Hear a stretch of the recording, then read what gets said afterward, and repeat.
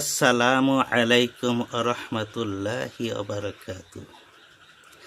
সম্মানিত ইসলাম প্রিয় ভাই ও বোনেরা, আনাস ইবনে মালিক রাদিয়াল্লাহু তাআলা আনহু থেকে বর্ণিত, নবী করিম সাল্লাল্লাহু আলাইহি ওয়াসাল্লাম বলেছেন, আমি হাসরের দিন জান্নাতের গেটে এসে জান্নাত খুলে দিতে বলবো।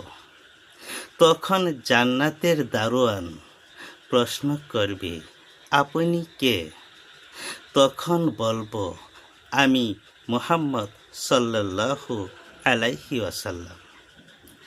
জান্নাতের দারোয়ান বলবে, আমাকে নির্দেশ দেওয়া আছে যে আপনার পূর্বে আমি যেন কারোর জন্য জান্নাতের দরজা খুলে না দিই।